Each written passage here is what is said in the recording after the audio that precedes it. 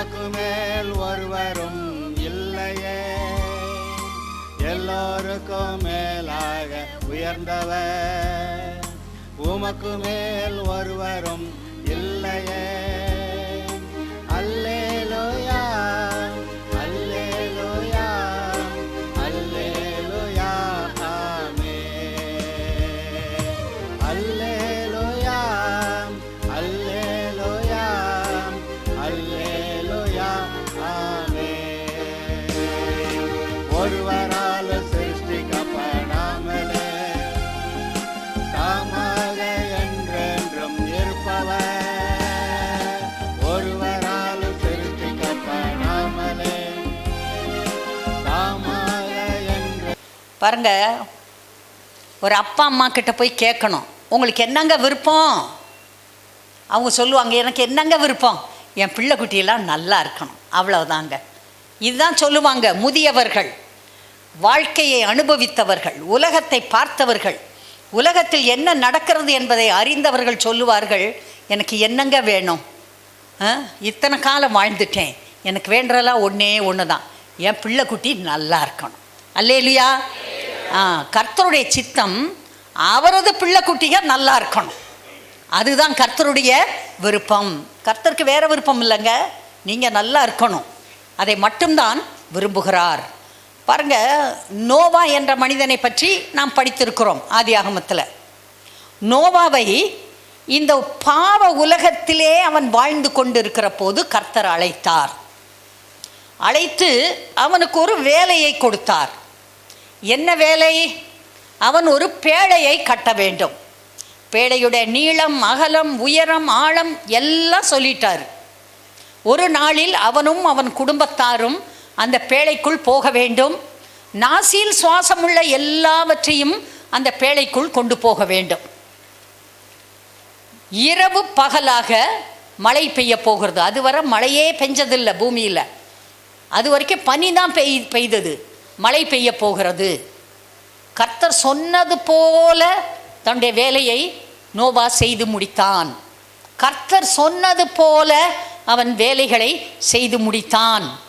அதனுடைய பயனாக அவன் தன்னையும் தன் குடும்பத்தையும் காத்து கொண்டான். கீழ்ப்படிந்தான் நோவா.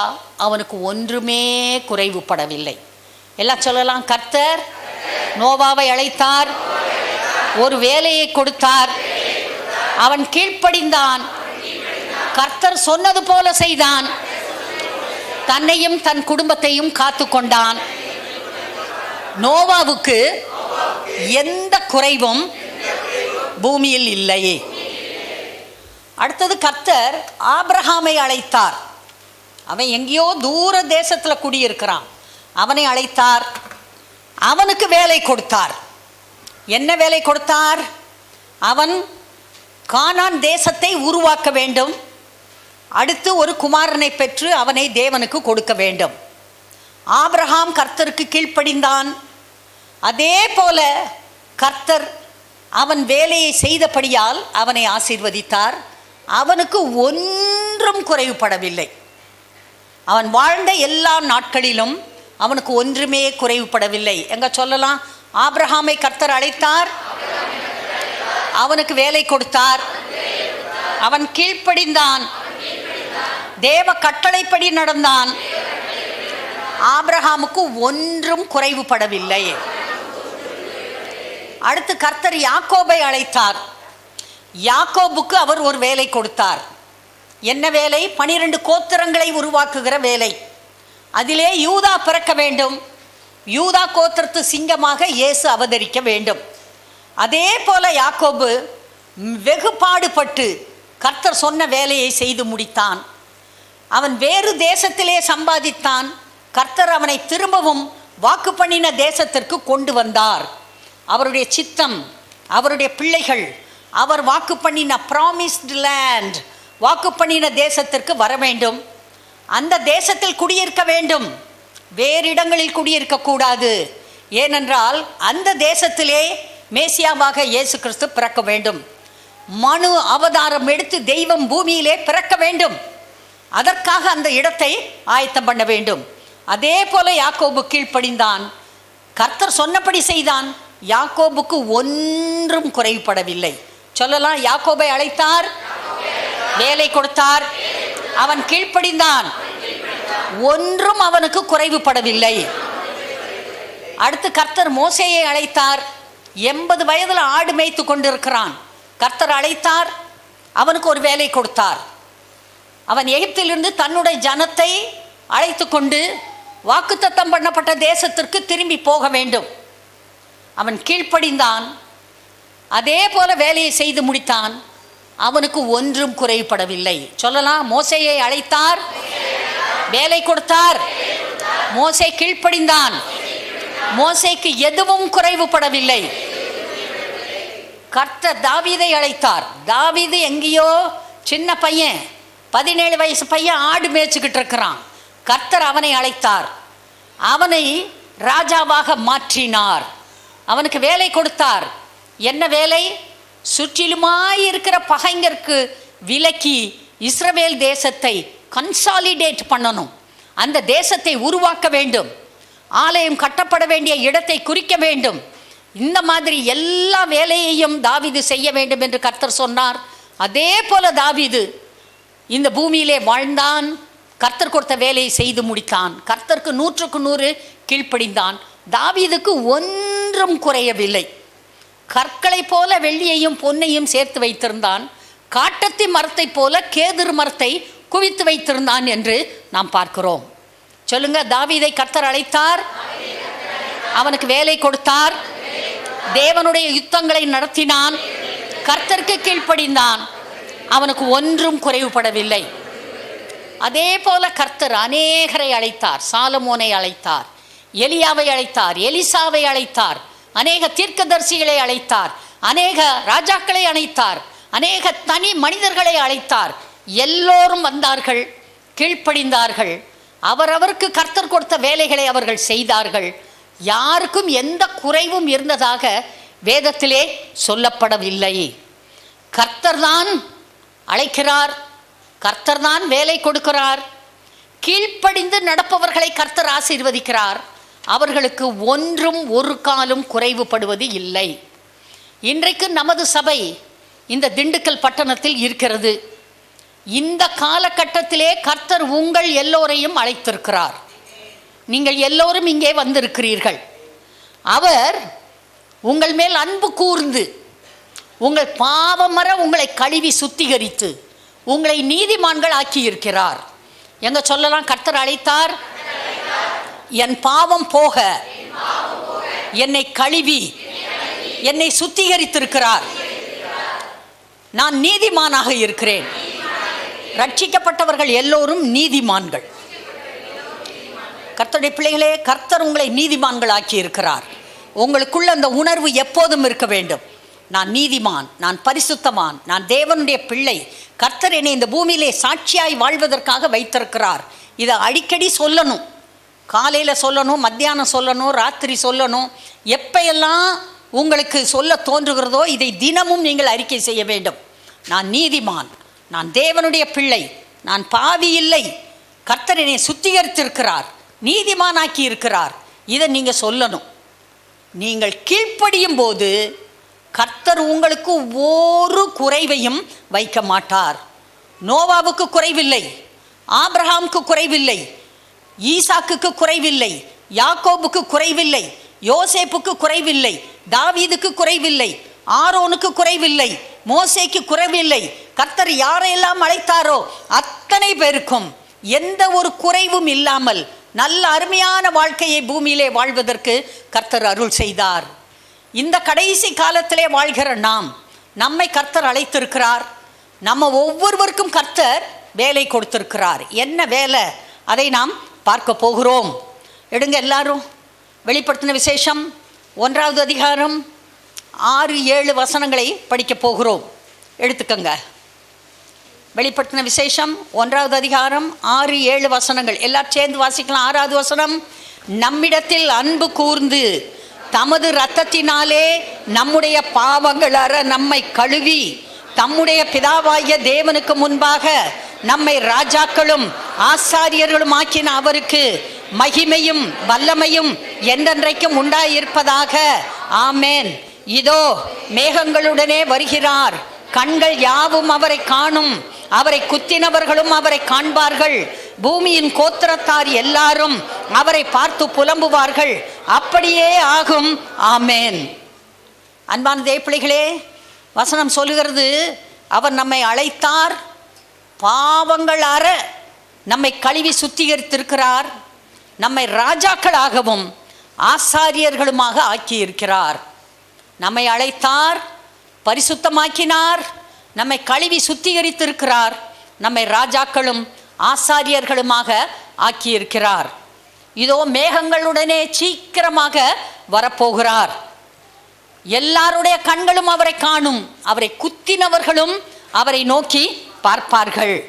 பூமியின் கோத்திரத்தார் எல்லாரும் அவரை பார்த்து புலம்புவார்கள்.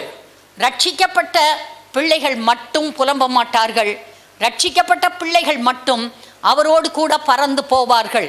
ரட்சிக்கப்படாதவர்கள், இயேசுவை ஆண்டவராய் ஏற்றுக்கொள்ளாதவர்கள், ஜீவ புஸ்தகத்திலே பெயர் எழுதப்படாதவர்கள், ரட்சிக்கப்பட்டிருக்கேன் என்று சொல்லிக்கொண்டும் தொடர்ந்து பாவத்திலே வாழ்கிறவர்கள், இப்படிப்பட்ட ஜனங்கள் கைவிடப்படுவார்கள்.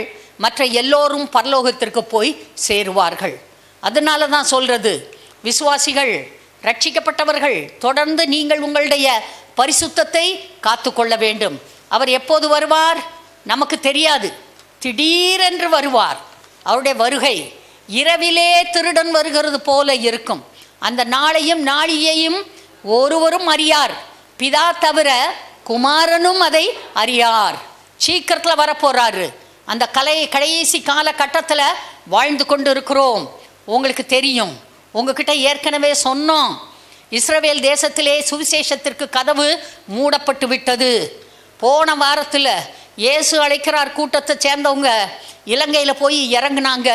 அங்கேயே 8 பேரையும் அரெஸ்ட் பண்ணி உட்கார வச்சுட்டு கடைசியில் பால் தினகரனையும் அவருடைய குடும்பத்தினர் கூட போனவங்க 8 பேரை அடுத்த ஃப்ளைட்டில் ஏற்றி அனுப்பி விட்டுட்டாங்க. எங்கள் தேசத்திலே நீங்கள் சுவிசேஷம் அறிவிக்கக்கூடாது என்று சொல்லி.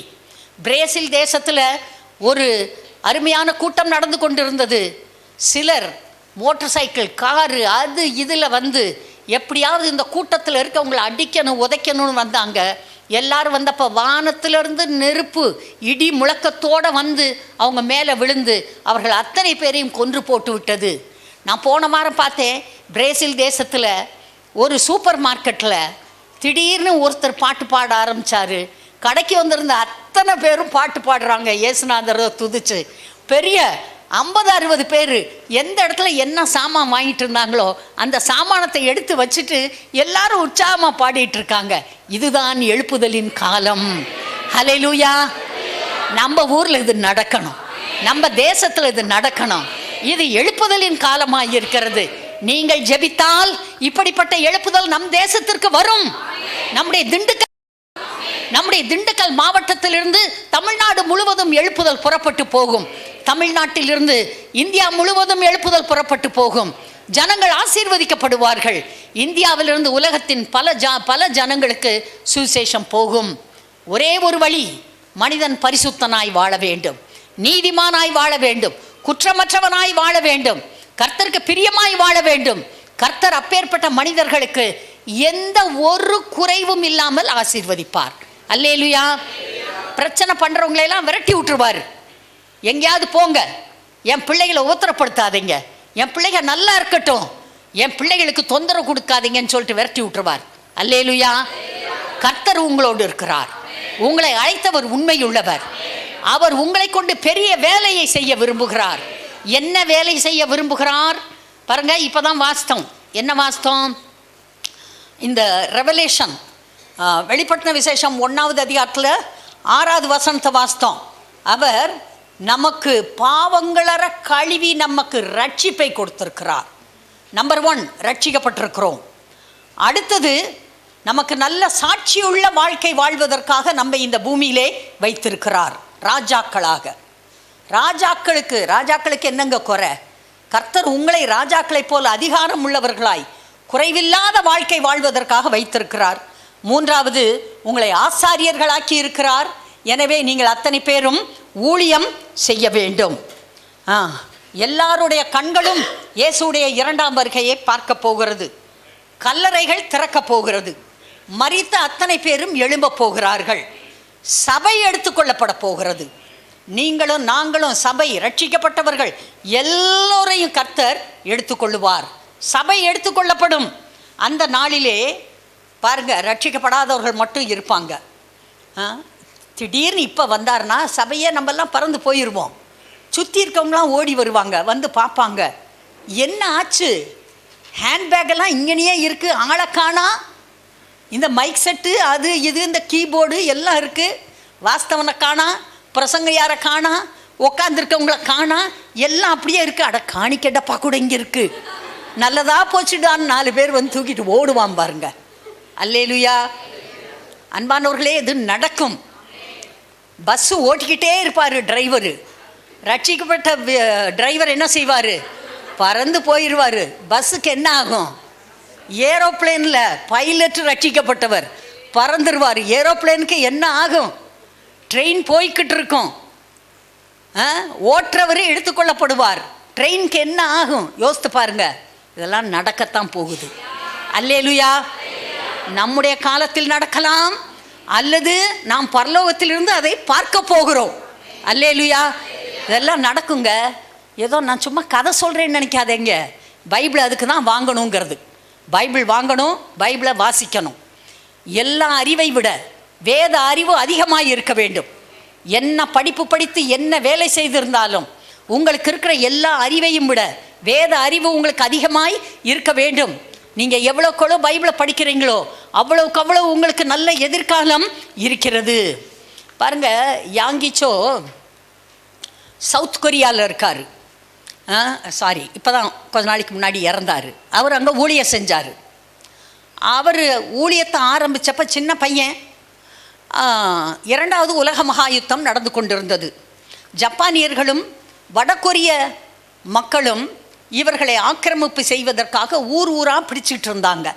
அடித்து உதச்சு கேவலமான செயல்களை செய்து அவர்கள் இந்த சவுத் கொரியன்ஸ் தென் கொரிய மக்களை துன்பப்படுத்தி கொண்டிருந்தார்கள். திடீர்னு ஒரு ஊருக்குள்ளே அந்த படைகள் வந்து நுழைந்தப்ப ஒரு அம்மா அங்கே இருந்தாங்க. அவங்க அன்றைக்கு இருந்த பார்லிமெண்ட் மெம்பர், எம்பி, எல்லா வயசானவங்க எல்லாரும் படை வந்துருச்சுன்னு சத்தம் கேட்ட உடனே எல்லாரும் ஓடி போயிட்டாங்க. இந்த அம்மாவுக்கு நடக்க முடியாது, வயதானவர்கள், ரொம்ப கஷ்டப்பட்டு என்ன பண்ணலான்னு யோசித்து நல்ல ட்ரெஸ் எல்லாம் கழட்டிவிட்டு அங்கே வேலைக்காரியுடைய ட்ரெஸ் இருந்துச்சு, அதை எடுத்து போட்டுக்கிட்டு இந்த கூட்டுறதை ஒன்றை எடுத்து தொடச்சிக்கிட்டு அப்படியே இருந்தாங்க. அந்த படை வீரர்கள் அந்த வீட்டுக்குள்ளே போனாங்க. பெரிய வீடாக இருக்கே, என்னடான்னு பார்த்தா ஒரு கிழவி ஒரு மூலையில் தொடச்சிக்கிட்டு இருக்கு. வந்து என்னான்னு கேட்டிருக்காங்க. அவங்க சொல்லியிருக்காங்க, எல்லாரும் ஓடி போயிட்டாங்க, எனக்கு போக இடம் இல்லை, நான் சுத்தம் பண்ணி வைக்கிறேன் அப்படின்னு. திரும்பி போனவன் திரும்பி வந்திருக்கான். அந்த சோல்ஜர் வந்து இங்கே வா அப்படின்னு இழுத்து அந்த அம்மா கையை பிடிச்சி இப்படி திருப்பி பார்த்தானா, பட்டு மாதிரி கை கண்டுபிடிச்சிட்டான். நீ ஒன்றும் வேலைக்காரி இல்லை, நீ இந்த வீட்டு எஜமாட்டி, வான்னு சொல்லி 2 குத்தி இழுத்துட்டு வந்திருக்கான். வந்து ஒரு போர்ச்சேவனுடைய கையிலே கொடுத்து, இவளை கூட்டிகிட்டு இந்த மலை அடிவாரத்துக்கு போ, குழியை தோண்டி அவளை நிற்க வச்சு சுட்டு கொன்று அங்கனையாக புதைச்சிட்டு வான்னு சொல்லிட்டு அனுப்பி விட்டுட்டான். அதே மாதிரி அந்த சோல்ஜர் இந்த லேடியை பிடிச்சி இழுத்துட்டு போயிருக்கான். போகிறப்ப இந்த அம்மா யோசித்து பார்க்குது. சின்ன பிள்ளைகளை சண்டே கிளாஸில் படித்த வசனம்லாம், கர்த்தர் என் மேய்ப்பராக இருக்கிறார், தாழ்ச்சி அடையேன், உன்னதமான ஒரு மறைவில் இருக்கிறேன், அப்படி இப்படின்னு 2-3 வசனம்லாம் சொல்லியிருக்கு. அப்புறம் ஒரு பாட்டு பாடியிருக்குது, what a friend we have in Jesus.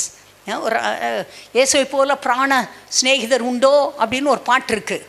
What a friend we have in Jesus, all our sins and griefs to bear. அருமையான பாட்டு. அது 2 வரி பாடினோன்னா கர்த்தர் கேட்டாராம், என்னை பிராண சிநேகிதர்னு சொல்கிறீங்கள, நான் உண்மையிலே உன்னுடைய பிராண சிநேகிதர் தானா? நீ என்னை ஆண்டவரும் ரட்சகருமாக ஏற்றுக்கொண்டாயா? இன்றைக்கு சாக போகிற, பரலோகத்துக்கு வருவியா நரகத்துக்கு போவியான்னு கேட்டாராம்.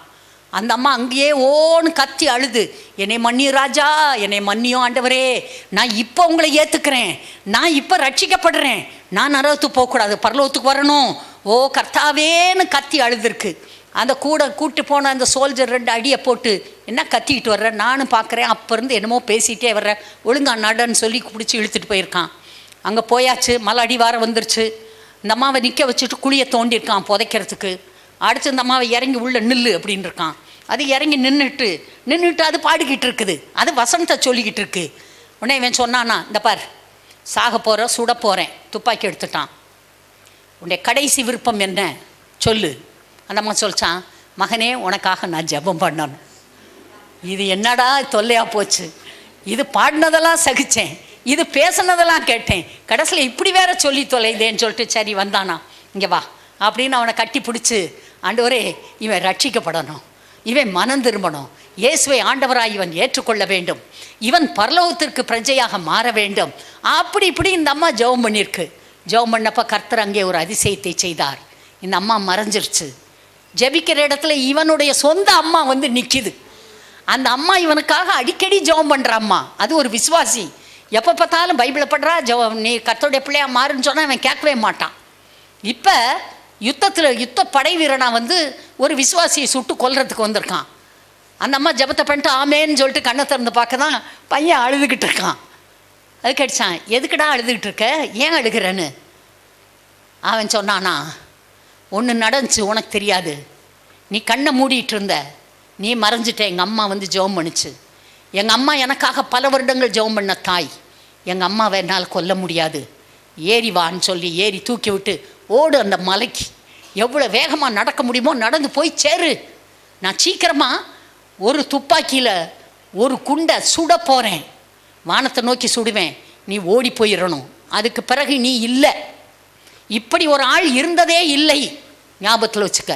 அதே மாதிரி இறங்கி பாட்டியம்மா குண்டு குண்டுன்னு ஓடி போயிடுச்சு மலைக்கு.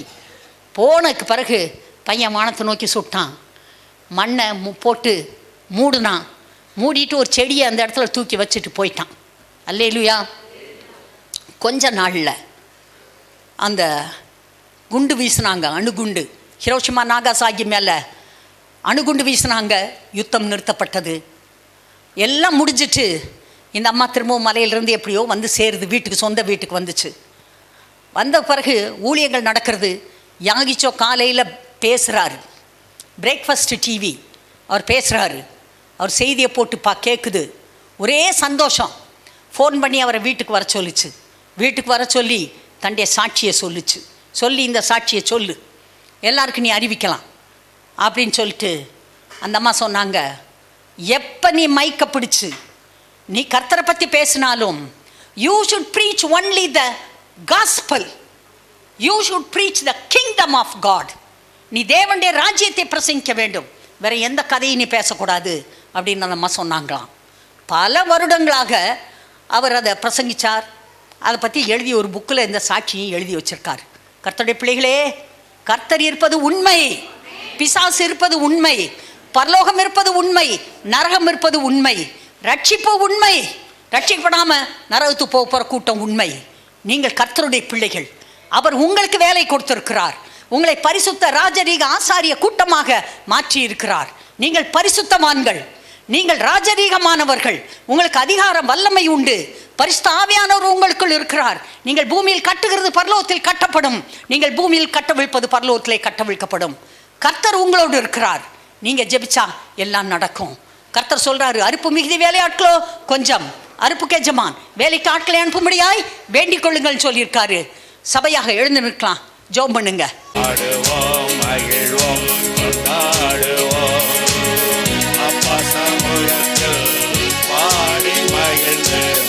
உயர் நீக்கும் மருத்துவரே, என் துதிக்கு பாத்திரரே, உயர் நீக்கும் மருத்துவரே, என் துதிக்கு பாத்திரரே, வேலனெல்லாம் நீர்தானையா, என் வேலனெல்லாம் நீர்தானையா, என் பிரியமும் நீர்தானையா, என் பிரியமும் நீர்தானையா. பாடுவோம் மகிழ்வோம் கொண்டாடுவோம், அப்பா சமூகத்தில் பாடி மகிழ்ந்து கொண்டாடுவோம். பிள்ளைகளை பற்றி படித்து கொண்டு வருகிறோம். ஏற்கனவே பார்த்தோம், பிள்ளைகளை கர்த்தர் நமக்கு கொடுக்கிறார். பைபிளில் போட்டிருக்கு, நீங்கள் பெருகி பலுகி பூமியை நிரப்பி எல்லாவற்றையும் கீழ்ப்படுத்தி ஆண்டு கொள்ளுங்கள். பலுகுவது பெருகுவது, குடும்பத்திலே பிள்ளைகள் பிறப்பது கர்த்தருடைய சித்தம். கர்த்தர் தான் சொல்லியிருக்காரு, பிள்ளையை பெற்றுக்கோ. எதுக்கு? எனக்காக. அவர் சொல்கிறாரு, அவருக்காக தான் நாம் பிள்ளைகளை பெற்றுக்கொள்கிறோம். தேவ பக்தியுள்ள சந்ததியை உருவாக்குவது, அதுதான் கர்த்தருடைய நோக்கம். பிள்ளைகளை நாம் பெற்றுக்கொள்வது, அன்பானவர்களே, தேவ பக்தியுள்ள சந்ததியை உருவாக்குவதற்கு. இன்றைக்கு தேவ பக்தி இல்லாத மனிதர்கள் பிள்ளைகளை பெற்றுக்கொள்கிறார்கள். அந்த பிள்ளைகள் எல்லோரும் அவர்களுக்கு பெரிய தலைவலியாய் இருக்கிறார்கள். என்ன பண்ணன்னு தெரியலை, இன்னும் 2 ஆர்ஃபனேஜ் ஏதாவது கிடைக்காதா அப்படின்னு ஏங்கிக்கிட்டு இருக்காங்க. நான் உங்களுக்கு பாருங்கள் சொல்கிறேன், பல வருடங்களுக்கு முன்பாக ஒரு மனிதர் வந்தார். அவர் வந்து சொன்னார், அம்மா எனக்கு மனைவி இறந்து போயிட்டாங்க, எனக்கு பிள்ளைக 5 பிள்ளைக, 5 பிள்ளைகளையும் எங்கேயாவது ஒரு அநாத ஆசிரமத்தில் சேர்த்து விடணும், எனக்கு உதவி செய்கிறீங்களான்னு. நான் சொன்னேன், மலை மாதிரி இருக்கிற 5 பிள்ளை இருக்குது, 5 பிள்ளையையும் 5 பலவான்களாக வளர்க்குறதுக்கு உன்னால் முடியாதா? நீ தானே பெற்றுக்கிட்ட, அது வானத்தில் இருந்தால் குதிச்சிச்சு பிள்ளை. சிலர் கேளுங்க சொல்லுவாங்க, சாமி கொடுத்துச்சு, என்னத்தை செய்ய, நாடா சாமி கொடுத்துச்சா, யார்கிட்ட கதை விடுற, எங்களுக்கு தெரியாதுன்னு நினச்சிக்கிட்டியா எப்படி பிள்ளை பிறந்துச்சுன்னு? அப்புறம் சொல்லி தயவுசெய்து பிள்ளையை அனுப்பிடாது எங்கேயாவது, நீ என்ன முடியுமோ அதை செய், ஆண்டவரை கூப்பிடு, சாமியை கும்பிடு, ஆண்டவரே வாங்க எனக்கு உதவி செய்யுங்க, எனக்கு வேலை கொடுங்கன்னு நீ வந்து நல்ல வேலையை பாரு, சம்பாரி, கர்த்தர் கட்டாயமாக உன்னையும் உன்னுடைய பிள்ளைகளையும் ஆசீர்வதிப்பார், பிள்ளைகளை அநாத ஆசிரமுக்கு அனுப்பாத அப்படின்னு நான் சொல்லிவிட்டேன். அதுக்கு பிறகு அந்த ஆளை நான் பார்க்கல, என்ன செஞ்சாரோ தெரியாது. இதனடா நூதனமான கிறிஸ்தவ பொம்பளையாக இருக்குன்னு நினச்சிட்டு போயிருப்பார். போனால் போட்டு, எனக்கு அதை பற்றி கவலை இல்லை. பிள்ளைகள் கர்த்தர் நமக்கு கொடுக்குற சுதந்திரம், நம்முடைய கற்பத்தின் கனியை அவர் காப்பாற்றுகிறார். நம்ம பண்ணுற வேலை சின்ன வேலை, அவர் பெரிய வேலைகளை செய்கிறார். இன்றைக்கு உங்ககிட்ட கேட்டால் எல்லோரும் வந்து மேலே ஏறி சாட்சி சொல்ல வருவீங்க. எனக்கு தெரியும் எத்தனை பேருடைய பிள்ளைகளை கர்த்தர் ஆசீர்வதித்திருக்கிறார் என்று கேட்டால் எல்லாரும் எழுந்து நிற்பீங்க, வருவீங்க, சாட்சி சொல்லுவீங்க. கர்த்தர் அப்படிப்பட்டவர். அவர் பிள்ளைகளை கொடுக்கிறார். எதற்காக கொடுக்கிறார்? தேவ பக்தியுள்ள பிள்ளைகளாக வளர்ப்பதற்கு. பைபிளில் ஒரு வசனம் இருக்குது, எனக்கு ரொம்ப பிடிக்கும். உன் பிள்ளைகள் கர்த்தரால் போதிக்கப்பட்டிருப்பார்கள், உன் பிள்ளைகளுடைய சமாதானம் பெரிதாயிருக்கும். பிள்ளைகளுடைய சமாதானம் எப்போது பெரிதாயிருக்கும்? பிள்ளைகள் கர்த்தரால் போதிக்கப்பட்டிருக்கும் போது. கர்த்தரால் எப்போது போதிக்கப்பட்டிருப்பார்கள்? நீங்கள் போதிக்கும் போது. அப்பா அம்மா நீங்கள் உங்கள் பிள்ளைகளுக்கு போதிக்கும் போது அவர்கள் போதிக்கப்பட்டிருப்பார்கள். அப்போது சமாதானம் பெரிதாயிருக்கும். இல்லைங்க, நான் ரொம்ப பிஸி, எனக்கு நேரம் இல்லை, எனக்கு பிள்ளைகளுக்கு போதிக்கிறதுக்கெல்லாம் நேரம் இல்லை பாருங்க, நான் ரொம்ப பிஸி. Be careful. பிள்ளைகள் முக்கியம், பெரிய சொத்து. அவருடைய பிள்ளைகளை உங்கள் வீட்டிலே பிறக்க வைத்திருக்கிறார், அவருக்காக வளர்க்க வேண்டும். எனக்கு கண்ட்ரோல் பண்ணவே முடியல, நீ எதுக்கு அப்பாவாக இருக்கிற, நீ எதுக்கு அம்மாவாக இருக்கிற, கண்ட்ரோல் பண்ண முடியலையா? உன் பிள்ளையை கொண்டு வந்து என் வீட்டில் விடு, நான் 2 நாளில் கரெக்ட் பண்ணி காட்டுறேன். தெரியுதா? ரொம்ப நாள் இல்லை, 2 நாள். கொடுக்கறத கொடுத்தா குதிரை வைக்கோல் திங்குமா. பிள்ளைகளை எப்படி வளர்க்கணுமோ அப்படி வளர்க்கணும். பிள்ளைகளுக்காக ஜெபிக்கணும். பிள்ளைங்க முன்னால் நம்ம முதல்ல சாட்சியாக இருக்கணுங்க. நம்மளே தப்பு தண்டா பண்ணிக்கிட்டு, பாவம் பண்ணிக்கிட்டு, அக்கிரமம் பண்ணிக்கிட்டு, பிள்ளைக்கு முன்னால் ஒரு மாதிரி பேசுறது, பிள்ளைக்கு பின்னால் ஒரு மாதிரி பேசுறது, அப்புறம் எப்படி அந்த பிள்ளை கீழ்ப்படியும்? அது சொல்லும், நீ எனக்கு தெரியாமல் அந்த மூலையில் நின்று சிகரெட் குடித்தப்ப என் ஃப்ரெண்டு பார்த்துட்டு வந்து என்கிட்ட சொன்னான், போச்சா அதோட காலி. பெற்றோர் தான் சாட்சியாக இருக்க வேண்டும். பெற்றோர் எப்போதும் சாட்சியாக இருக்க வேண்டும். பிள்ளைகிட்ட ஒன்று சொன்னால் அதை கட்டாயம் செய்யணும். அப்படி இருக்கும்போது பிள்ளைகள் கீழ்ப்படிவார்கள். பிள்ளைகள் கர்த்தரால் போதிக்கப்பட்டு இருக்கும்போது உன் பிள்ளைகளுடைய சமாதானம் பெரிதாயிருக்கும். எல்லாம் சொல்லலாம், பெரிதாயிருக்கும். என் சமாதானம் பெரிதாயிருக்கும். என் பிள்ளைகளுக்கு நான் கர்த்தரை பற்றி போதித்திருக்கிறேன். ஓகே, கர்த்தர் பிள்ளைகளை கொடுக்கிறார். அவருக்கு பிரியமானபடி பிள்ளைகளை வளர்ப்பது நம்முடைய வேலை.